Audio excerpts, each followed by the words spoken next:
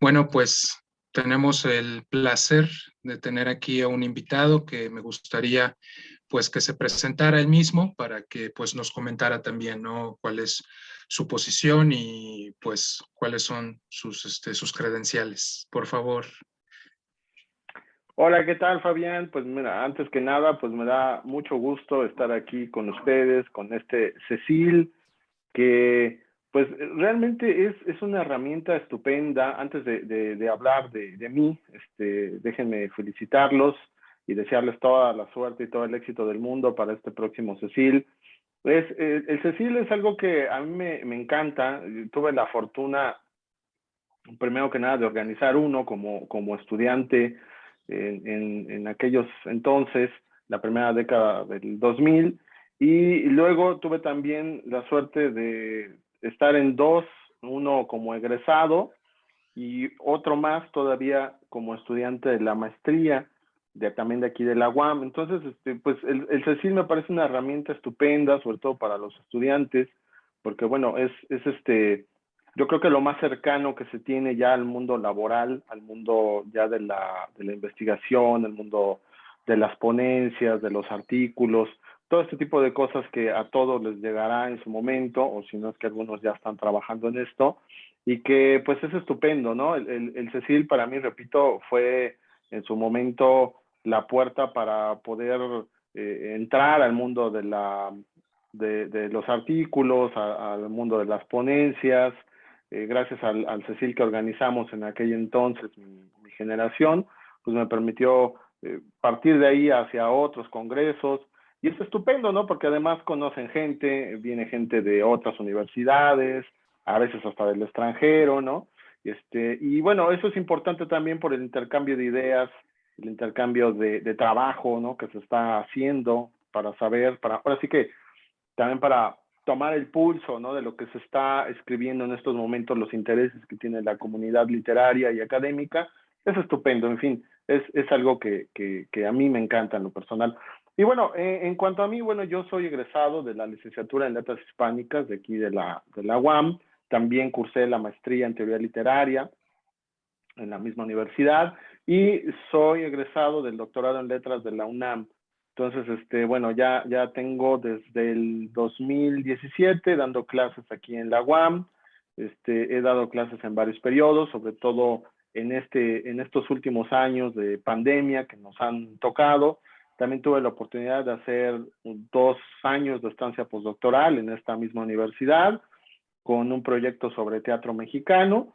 Y bueno, pues he estado trabajando básicamente cercano a la UAM desde el 2017, ¿no? Desde aquel fatídico año de 2017 que les tocó a todos, a ustedes como estudiantes, por este problema del sismo, y después también con el problema en el año siguiente de la huelga, y ahora la pandemia, en fin. La verdad es que me encantó el título que le pusieron a Cecil, el tema de la crisis, el tema de las problemáticas que han causado la universidad y en general, pues el mundo entero desde esos años. Y pues bueno, básicamente, ¿no? Eso es lo que, no me gusta mucho hablar de mí, pero bueno, eso es lo que yo he trabajado y que pues siempre he estado en cercanía con la universidad. Perfecto, entonces pues convengamos, ¿no? Que tenemos acá un invitadazo de lujo y que también está muy cercano a pues nuestra alma mater, que entonces pues tiene mucho, ¿no? Que decir y pues me complace estar presente con usted otra vez. Yo, bueno, tengo que aclarar que tomé 2 trimestres con doctor Ricardo y pues bueno, siempre fue una experiencia agradable, entonces pues me entusiasma mucho estar aquí y escucharlo, porque siempre las opiniones que podía prodigarnos pues me parecían siempre certeras. Entonces, pues bueno, me gustaría empezar con la primera pregunta, que es, bueno, un poquito en 2 partes. Pues quería preguntarte si consideras que, por ejemplo, más allá de una categoría política en la literatura, que es, digamos, la literatura enfocada al nacionalismo, tiene que ver más, o digamos, su perspectiva está más enfocada a cómo reafirmar valores dentro de esa nación que se está tratando de construir, o bien es para el exterior, es para mostrar mostrar cierto exotismo como para presentarse frente a otro tipo de perspectivas, frente a otro tipo de culturas. Y la segunda parte sería si podrías recomendarnos algún tipo de literatura o algún tipo de título que consideres que pues está, ¿no?, enfocada a el nacionalismo. Sí, primero que nada es necesario recordar a los, en este caso a los fundadores, a los autores, a los escritores que tomaron en cuenta el nacionalismo. El nacionalismo es un fenómeno que se consolidó, como ustedes saben, y lo vimos en nuestro curso, a mediados del siglo XIX, en general en el siglo XIX, en general en el mundo, ¿no? Es un fenómeno que ha cobrado cierta hegemonía en los años siguientes.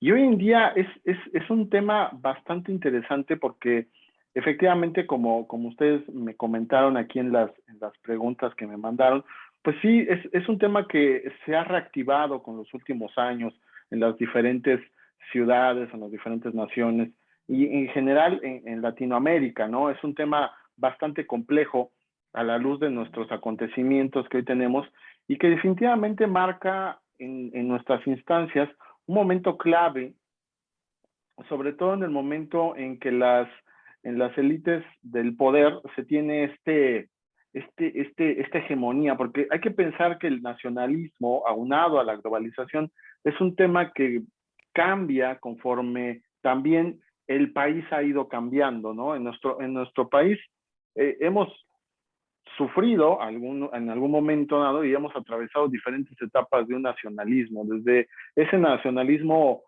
patriota y fuertemente enraizado en los valores que fue el siglo XIX, hasta un nacionalismo luego más de consumo, digámosle, más mercantil, que por supuesto también tiene que ver con la llegada del nacionalismo, ¿no? En el siglo XX, por ejemplo, el nacionalismo fue un fenómeno que atravesó una crisis interesante, sobre todo después de la Segunda Guerra Mundial. Comentábamos en aquellas ocasiones en nuestro curso que era muy sui generis ver el nacionalismo en el siglo XX, por ejemplo, reflejado en el cine, ¿no? Con las categorías del charro, de lo mexicano, y que Monsiváis bien definió en esos momentos como este nacionalismo, digamos, que trataba de enfrentarse con la llegada y la etapa globalizante, digamos, de Estados Unidos, donde se nos atentaba, así lo veían los autores de esta época, con esta carga cultural que venía desde la comida, desde la moda, desde el cine, y que definitivamente la literatura y el cine mexicano tenían que pues enfrentarse a este momento cultural, y para esto pues se recreó un ambiente de lo mexicano. La novela de la Revolución, por supuesto, es una etapa muy crucial de esa época, pero también la literatura de medio siglo fue importante en ese sentido, desde nuestros grandes autores, pasando por Rulfo, pasando por Yáñez, fueron autores que vieron bien ese momento y que en su momento pues también la literatura se dejó mezclar, se empapó de toda esta vorágine nacionalista que tuvimos, ¿no? Y bueno, más adelante, a partir de la industrialización también, de la fuerte llegada de la globalización a nuestro país, pues la literatura mexicana intentó también tener ante esa carga cultural una defensa, tener una identidad propia, ¿no? Creo que la literatura hispanoamericana en general, no solo la mexicana, logró combatir el embate de la literatura y del mundo occidentalizado bastante bien. Nosotros, como estudiantes de letras, sabemos reconocer muy bien la representación que nos da la literatura de a partir del medio siglo del 20, ¿no? Nos da una idea bastante coherente y real de lo que fue la literatura en esos tiempos. Ahora, la otra parte que me comentas, bueno, definitivamente creo que la producción literaria, no solo en Latinoamérica, sino en el mundo, tuvo que reinventarse en gran parte, ¿no? Y tuvo que reinventarse muchas veces también por este cambio de hábitos, ¿no?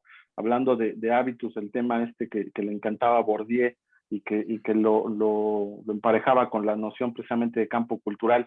La literatura mexicana, en nuestro caso, creo que tuvo que reinventarse en muchos sentidos, ¿no? A partir del medio siglo, con la generación del medio siglo, creo que la literatura mexicana se reinventó, dejó un poco de lado el tema del nacionalismo y se volvió una literatura más cosmopolita, una literatura más importante en el sentido mundial, sin caer tampoco en las garras de la globalización, porque efectivamente, aunque podríamos tener grandes autores como Ponce, como el mismo Pacheco, teníamos a su vez también una representación de la vida cotidiana del México de los años 70, de los años 80, muy particular. Creo que la literatura no dejó, digamos que ser siempre ese ente contestatario ante la avasalladora por momentos etapa de la globalización.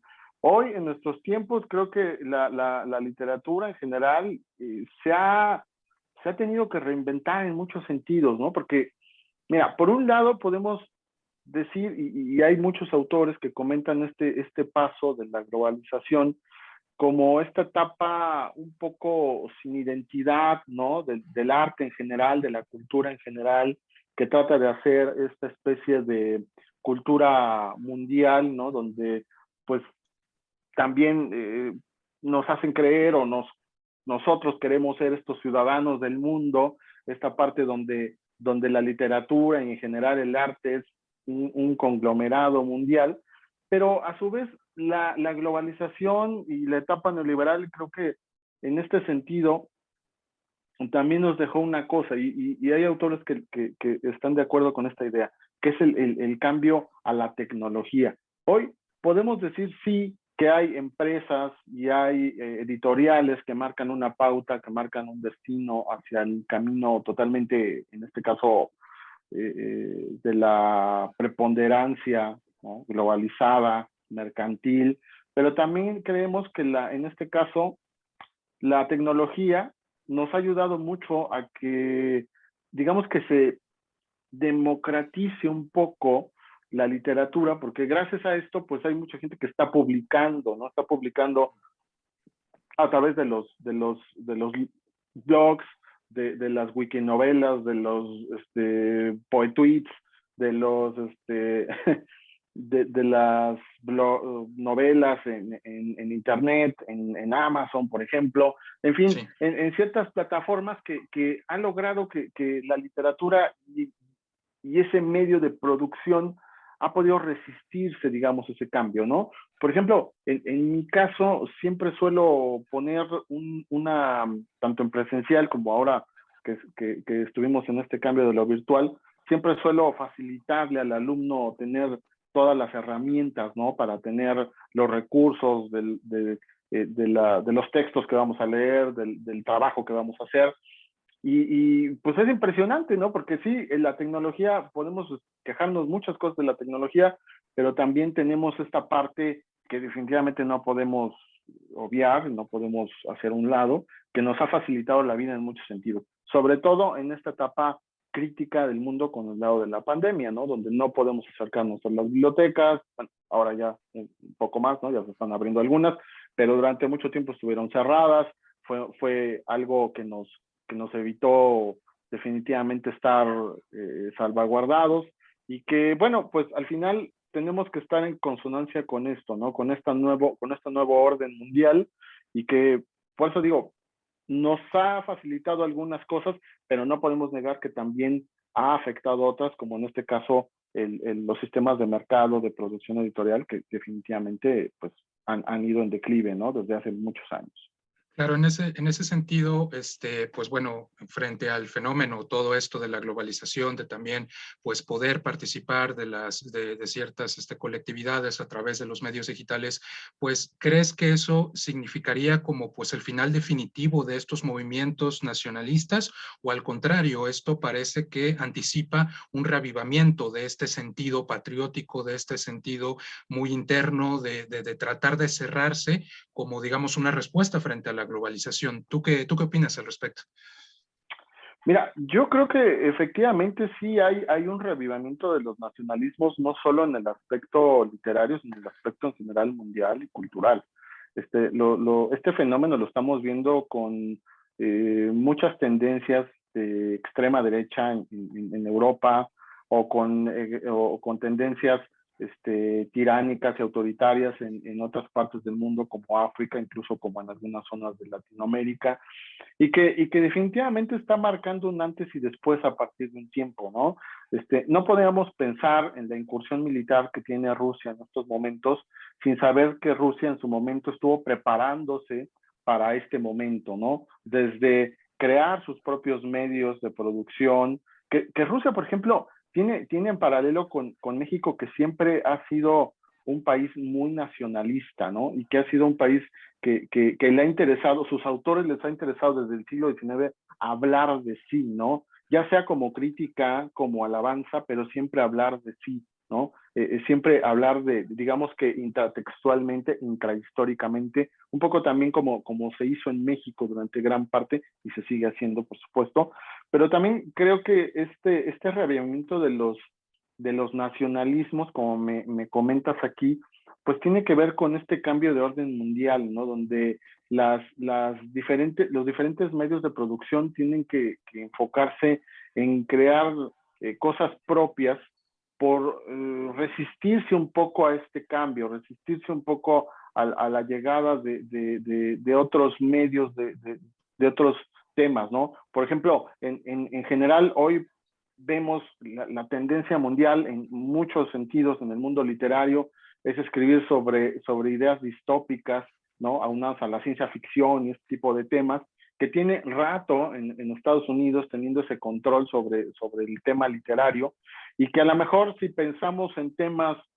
particulares sobre una aldea marginada en el sur de Chiapas, o en una temática sobre una aldea marginada en el norte de África, a lo mejor lo podemos dejar de lado porque no va en consonancia con estas temáticas generales. Entonces, bueno, creo que en este sentido los nacionalismos nos, recordemos que también el término del nacionalismo es esta cuestión de fe, ¿no? Como decía Anderson, esta cuestión fraternal, esta cuestión imaginada. Creo que se están revivando nuevas ideologías también. Ha sido el momento para plantear nuevas ideologías, ¿no? Los diferentes grupos sociales están planteando nuevas ideologías, nuevas posturas, y creo que en general el mundo está cambiando y se está volviendo más sensible al propio cambio que se está dando en algunos sentidos, ¿no? En algunas cosas, ¿no? Si pensamos en este aspecto de las ideologías, pues bueno, hay muchos movimientos como los movimientos feministas, por ejemplo, que están tomando un nuevo escenario legítimamente desde hace muchos años ya y que nos están dando una nueva visión antipatriarcal en este sentido y más global, ¿no?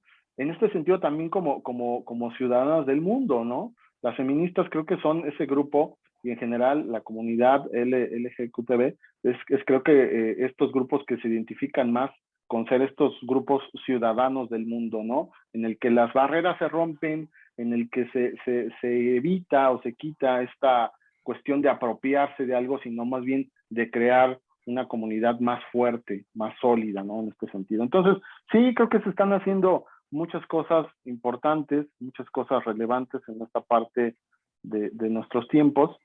Y creo firmemente que el nacionalismo como tal se ha reinventado definitivamente, se ha resemantizado definitivamente.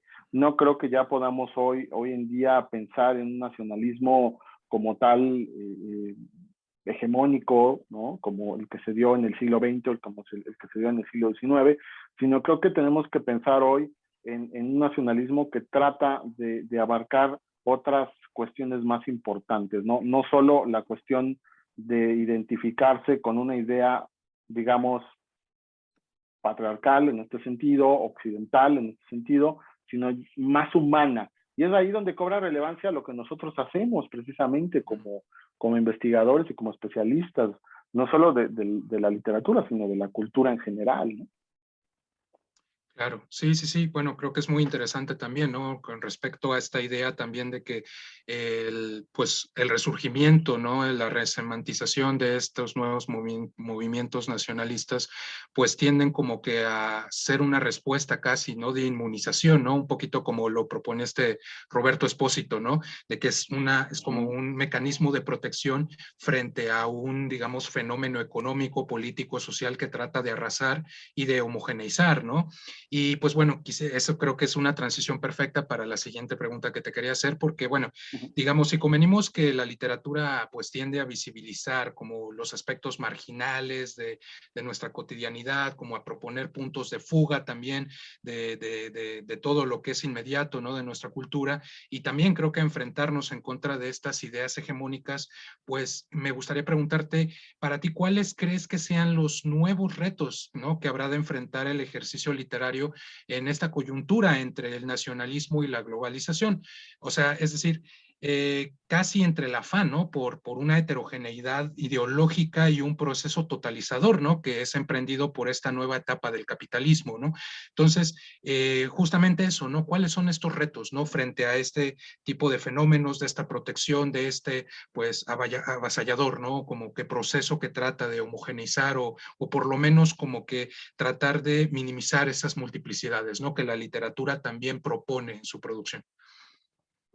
Mira, yo creo que el ideologema presente en estas épocas es mucho el que se vivió hace algunos años con la llegada de los primeros estudios de literatura y sociedad, con la idea del compromiso social, ¿no? Esta idea del escritor comprometido. Creo que hoy en día el escritor, más que a lo mejor hace 20 años o hace 25 años, tiene que ser un ente comprometido. Creo que para poder realmente responder a las exigencias de esta nueva etapa mundial, creo que se debe regresar, y no me refiero solamente al compromiso social, ¿no? A esta idea de abordar la literatura como espejo, como reflejo de la realidad, que por supuesto es importante, pero también como un compromiso con el propio arte, con el propio mundo de la cultura. Reflejar una visión del mundo va más allá de solamente representar este mundo imaginado, este engage, va más allá de eso, y creo que en general el mundo del arte lo están haciendo en muchos sentidos, ¿no? Pienso, por ejemplo, en un autor en específico que siempre les dejo a mis alumnos de prácticas de lectura y redacción, que es Yuri Herrera, este escritor mexicano que ha hablado precisamente de estas ideas sobre el tema del narcotráfico en México, pero que ha logrado juntar un poco la narrativa que está presente en nuestra realidad inmediata, que es estos problemas del narcotráfico, esta realidad social abrumadora que tenemos como ciudadanos, pero que también la ha logrado con una retórica bastante, pues, buena, de muy buena calidad, con una retórica elaborada, ¿no? Con una retórica elaborada de plasmar una alegoría del mundo, ¿no? Es un poco como situarnos en un sentido, y lo hace con Noticias del Reino, como situarnos un poco en la realidad mundial, como si este texto, el texto de Yuri Herrera hace una alegoría de un reino, ¿no? Donde hay un rey, donde hay vasallos, donde hay una bruja. Digamos que toda esta alegoría medieval, eso es bastante sui generis porque la adapta a una situación donde nosotros cuando lo estamos leyendo pensamos inmediatamente en el mundo de los capos, de los narcotraficantes, el mundo que oímos a diario en las noticias. Pero es bastante interesante cómo Herrera hace este cambio, digamos, de escenario, donde alguien que lo leyera en Finlandia podría pensar que se trata de una historia medieval, ¿no? Como si estuviera viendo una fábula medieval muy como las que vemos hoy en la televisión, como un Game of Thrones o algo así, ¿no? Como una historia de este tipo. Y es bastante particular porque creo yo que esa es la respuesta en muchos sentidos por un lado, buscar una literatura comprometida, pero también buscar un compromiso con el arte. Que tampoco esto se vuelva en un sentido panfletario, que no se vuelva en un sentido solamente como un discurso hueco, sino también con un compromiso como artista. No solo como este escritor que tiene que estar al pendiente de lo que pasa en su sociedad y reflejarla, no, sino también como este artista que está al pendiente de lo que le rodea, pero a nivel mundial. Creo que los escritores que por ahí vienen de la última mitad del siglo, por ahí están reflejando esto muy bien. En el mundo del teatro, por ahí creo que hay una pregunta sobre eso, me quiero adelantar, pero también en el mundo del teatro se está haciendo, ¿no? El arte teatral está pensando en este tipo de cosas desde hace tiempo, no desde ahora. Las generaciones más a finales de siglo, creo que pensaron mucho en esta idea de plantear escenarios no solo que atañeran a lo nacional, sino también ya a escenarios mundiales, pues ahora sí que llevar a la praxis esta visión en el mundo de la literatura y en el mundo del arte en general, de esta visión un tanto utópica para muchos de esto de ser ciudadano del mundo. A mí me parece que en gran parte la literatura está respondiendo a este problema, ¿no? Que tú me comentas.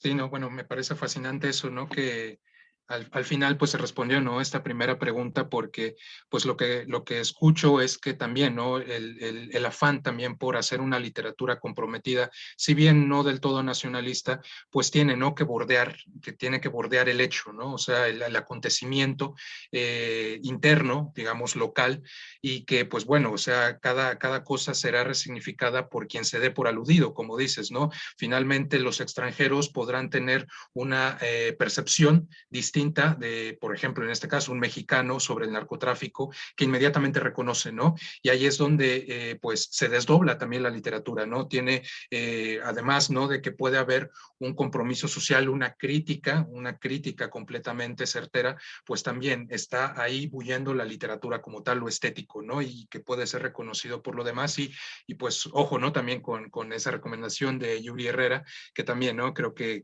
tiene mucho que dar. Y pues sí, es cierto, ¿no? Lo que yo, esto viene a cuento con lo del teatro, porque sin duda, ¿no? O sea, con estos acontecimientos sociales, políticos, económicos, pues bueno, se está impactando significativamente estas nociones de identidad, estas representaciones, ¿no? Entonces también lo que significa nuestra percepción, nuestra recepción de los textos, ¿no? Entonces, pues la pregunta es, ¿qué futuro crees que le espera al arte dramático y al espectáculo teatral bajo estas condiciones?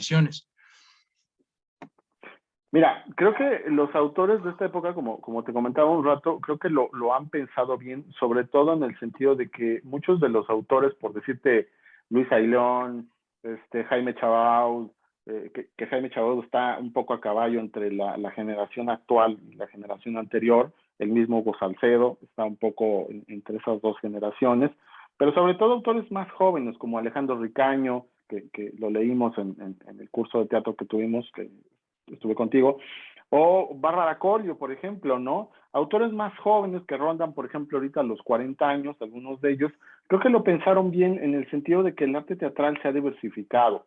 El arte teatral ha dejado de atrás esa idea del canon, ¿no? Y creo que eso es también lo que un poco el mundo de la literatura también ha tomado en cuenta, ¿no? Quizá por ahí el mundo académico es el que se resiste un poco, ¿no? El mundo académico siempre es un poquito más cerrado, siempre nos enfocamos un poco a ver si quién es del canon o quién no pertenece al canon, pero en el mundo del arte teatral ya tiene rato que ha logrado eso. Eso también porque se ha diversificado. Muchos de estos autores que te comento son, además de los escritores de sus propias obras, son directores, son escenógrafos, son iluminadores, son gente que trabaja, digamos, ligada al arte teatral, no solo como creadores, ¿no? Como pasaba antes, como pasaba a lo mejor en el teatro de mediados del siglo, ¿no? Donde el creador dejaba su obra y la ponía ahí para que el director famoso, llegara y planteara ahí su visión, siempre respetando la visión del director, en este caso del creador. Aquí los autores están un poco tratando de innovar entre esta idea en la cuestión de la experimentación, en poner énfasis en el acontecimiento escénico, digamos, plantear textos más narratúrgicos, ¿no? Por llamarlos de alguna manera, ¿no? Donde la experiencia colectiva pues sea un poco más, digamos, más global, ¿no? Pienso en diferentes textos. Aquí en nuestro curso recuerdo que leímos alguna obra de Ricaño, donde el plano sensorial nos planteaba a una personaje estando en Noruega y a la vez estando en Veracruz y a la vez estando en el Estado de México, y era muy particular porque esta idea era precisamente enfocarte ya en la visión del ciudadano del mundo, ya no pensar en esta idea nacionalista como pues sí lo tuvo, por ejemplo, en algún tiempo gran parte de las generaciones anteriores del teatro. Entonces creo que era mucho en eso, ¿no? Yo creo que el arte teatral hoy está planteando una metamorfosis del drama, un texto narrativo, un teatro narrativo y unas nuevas textualidades, muy en boga con lo que viene también de la famosa posmodernidad, ¿no? En este sentido, muchos de los autores piensan en estas cosas, ¿no? Desde recapitular un poco el escenario a partir, no solo ya de los recursos, que esto venía desde los años 70 y 80, desde los recursos, pues, de la iluminación, del videoclip, de este tipo de cosas que por supuesto fueron importantes para la innovación del teatro, sobre todo en las décadas de los 70s, 80s y en alguna medida de los 90, sino ya de recapitular digamos que esta reinterpretación y reinvención del espacio escénico como tal, ¿no? Creo que el arte teatral ha sabido modificarse bastante bien y lo estamos viendo con estos nuevos autores, ¿no? Creo que, para mi gusto, creo que el arte teatral se está modificando. Sin embargo, aún le cuesta trabajo entrar al canon, ¿no? Ese es el problema, ¿no? Muchas de las obras de estos autores todavía no son conocidas porque algunas no se publicaron en documento, como sí pasaba con autores anteriores, por ejemplo, con la generación de Oscar Liera, donde muchos de estos textos se publicaron, estuvieron en revistas o en compilaciones, ¿no? Entonces, estos autores, por ejemplo, no están muchos publicando sus obras como tal, ¿no? Tenemos un poco que pensar ya en esta visión del teatro como un ejercicio escénico ya en el sentido pues totalmente experimental, ¿no? Sí, sí, sí, exacto. Sí, no, creo que aquí también se pone en evidencia, ¿no? Que es un arma de doble filo también, como que descentralizar, ¿no? La producción, porque entonces ya no se tienen los medios masivos, ¿no? La infraestructura que sí podría tener, ¿no? Alguien que está dentro, pues, de la visión institucional, ¿no? O sea, que está con las herramientas que le brinda, digamos, pues, algún tipo de órgano que pretende justamente como que reafirmar el arte nacional, ¿no? Como la producción mexicana pura, ¿no? O sea, creo que es muy interesante eso y habría que reflexionarlo. Y bueno, digamos, derivado de ello, pues quería preguntarte, ¿no? O sea, como, ¿cuál entonces es la función de la literatura, ¿no? Dentro de todas estas crisis, ¿no? De todos estos intentos por descentralizar, por tratar de ser representante de una época, de una sociedad, sin ser deliberadamente, ¿no? Alguien que esté hablando de ese tema, o sea, tratar de ser un sociólogo. ¿Y cuál es tu pronóstico sobre, digamos, la profesionalización de la escritura, nuestras carreras como la nuestra y pues la crítica literaria, ¿no? ¿Cuál es tu pronóstico y qué opinas? ¿Cuál es la función en estos momentos que estamos viviendo? Y mira, yo creo que en general, antes de tocar el tema del ejercicio literario y de la crítica literaria como tal, yo anticiparía antes que todo eso el tema del humanismo enfocado a la educación. Creo que, creo que la educación es nuestra primera prerrogativa antes de partir a lo otro. Yo creo hoy en día que si el académico en general, el escritor en general, el intelectual en general, si me apuras, no está relacionado con una visión educativa de lo que tiene que plasmar, creo que vamos a estar hablando de un arte deshumanizado, ¿no? Pensando en estas ideas ya un poco pasadas, pero pero creo que es importante plantear esto, ¿no? Plantear a la educación como eje central de todo lo que tiene que estar imperando en estas épocas, ¿no? Son unas épocas donde hemos vivido diferentes tipos de crisis, la pandemia, el tema de la guerra que estamos viendo, que se puede extender en un momento dado. El tema de la educación es muy importante, ¿no? Yo creo que el ejercicio de la crítica literaria y el ejercicio literario tiene que plantearse eso, plantear primero que nada, educar a su comunidad, educar a los grupos marginados, que las instituciones a lo mejor se flexibilicen un poco en ese sentido y que sea esto menos centrado, ¿no? Sino que también se esté pensando en educar antes que en la cuestión a lo mejor un poco elitista, ¿no? O snob de plantear este ejercicio literario como un grupo minoritario, sino pensar en abarcar más el mundo literario en general. Creo que lo ha hecho bien en estas últimas épocas del siglo, y creo que al final de cuentas es algo que tenemos que estar pensando, ¿no? Te comentaba hace un rato que, por ejemplo, muchos de estos autores de esta última época del arte teatral también tuvieron que reinventarse, porque muchos de estos autores en su momento fueron rechazados por las academias, por las instituciones, por los centros, digamos, hegemónicos del poder, y tuvieron que reinventarse, ¿no? Tuvieron que plantear en un momento dado la llegada, por ejemplo, en los 90 del performance. Fue un medio importantísimo para que el arte teatral hoy en día tenga esta apertura, y esta idea de plantear el arte ligado a la música, por ejemplo, o ligado a otras áreas de la cultura, que también tuvieron que reinventarse. En general, yo creo que el mundo literario, y hablando de esta literatura del canon, creo que tiene que reinventarse en muchos sentidos. Para que nosotros podamos llegar a más lugares, tenemos que reinventarnos, tenemos que pensar en que no solamente podemos estar centrados en un lugar cómodo, en un lugar donde nos provea algo, sino también en tener este reto de abarcar más y de buscar más espacios donde poder pues realizar lo que nosotros queremos, ¿no? Ustedes como estudiantes lo van a vivir, ¿no? Una de las cosas importantes que nos deja esta etapa globalizadora, pues es el aspecto de la competencia, ¿no?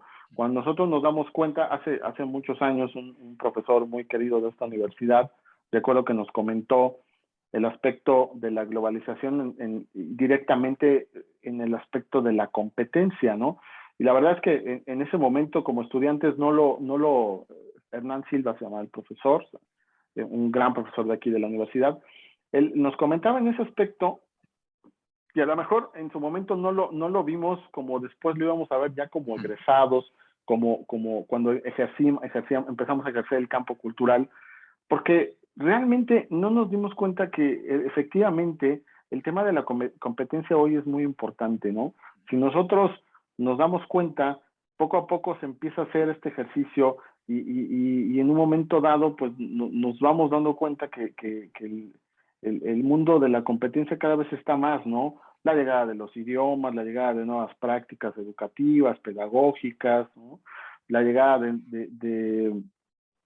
por ejemplo, competir con gente de otras nacionalidades, ¿no? Que ya se está dando en alguna parte de las universidades de México, ¿no? Entonces, eso es importante, ¿no? Y creo que tenemos que estar preparados para ese reto, precisamente, ¿no? Aquí creo que la universidad nos deja pendiente siempre ese aspecto, y estamos constantemente pensando en eso, ¿no? Por eso es importante este ejercicio de los congresos, ¿no? Para precisamente conocer cómo está el pulso de lo que se está haciendo, de lo que se está elaborando en otras partes del mundo. No solo como, para finalizar, yo creo que no podemos quedarnos solamente en nuestra burbuja, sino tenemos que pensar más allá de lo que estamos viendo, de lo que estamos realizando. No solo, insisto, como académicos o como estudiantes de humanidades, sino como ciudadanos. Esto lo tenemos que pensar como ciudadanos, porque definitivamente el futuro está aquí, y nos está llegando bastante fuerte, ¿no? Y más con estas épocas complicadas que estamos viviendo, no solo como país, sino como sociedad. sin duda, y me pareció formidable eso, ¿no? Porque también aquí, o sea, más allá de describir si hay una crisis o no, pues también aquí surgió una respuesta, ¿no? Una alternativa, que es esa educación. Y estoy completamente de acuerdo, ¿no? Porque ahí es esa forma en donde estamos convirtiendo naciones en colectividades de verdad, ¿no? A través de la educación, a través de poder legar y prodigar, ¿no? Este tipo de conocimiento, porque ¿de qué sirve que nos centremos tanto, o sea, por el afán de ser empleable, por esta competitividad feroz? ¿De qué sirve crear un nicho cerrado si no hay un público, si no hay otras miradas, ¿no? Interdisciplinarias que puedan también como que darle mayor viveza, ¿no? A lo que nosotros hacemos, y estoy completamente de acuerdo, ¿no? Ahí está, y pues bueno, ahí creo que está una respuesta aquí que nos propone el doctor Ricardo, que es pues maravilloso, ¿no? Y creo que eso es algo que debemos de tener en mente, ¿no? Creo que esta es una lección, y todo esto que nos comentas pues es del todo certero, y pues nos va a permitir reflexionar. No sé si quieras agregar algo más, algún comentario final para pues terminar de redondear, no sé, algún tipo de, pues no sé, lo que tú quieras. Bueno, nada más pues finalizar con que me da mucho gusto que se retome el CECIL, ¿no? Después de los 2 años prácticamente que hemos estado en pandemia. Como comenté al principio, es un ejercicio excelente, ¿no? De comunicación, de crítica, de especialización que el estudiante va adquiriendo a través de los años, y que es yo insisto en que es una primera mirada, una especie de spoiler a lo que después es el campo laboral, ¿no? Entonces, pues nada, agradecido con ustedes, agradecido con esta generación, conozco a algunos de ustedes con los cursos que tuvimos, todos son excelentes estudiantes, excelentes personas, y bueno, pues me da gusto que esto siga adelante, y pues esperar nada más que ya esté en las ponencias, estén los proyectos, las actividades que se estén planeando, y pues nada, a estar ahí y apoyar como siempre. No, pues muchísimas gracias por tu tiempo, por tus conocimientos, por esto que nos dejas, ¿no? Pensando. Te agradecemos, ¿no? Yo, en nombre del Congreso, de todos mis compañeros y compañeras, ¿no? De la generación, pues te agradecemos aquí tu presencia, y que nos hayas iluminado un poquito alrededor de pues, de esta crisis que podríamos llamar del nacionalismo, o bien, ¿no? Ya estar presentes en la crisis de la globalización, ¿no? Pues muchísimas gracias, doctor Ricardo. Esperemos verlo, que también es invitado a todos este tipo de acontecimientos que se van a dar. Entonces, pues muchísimas gracias, muy buena suerte, y un gustazo haber hablado otra vez contigo. Muchísimas gracias.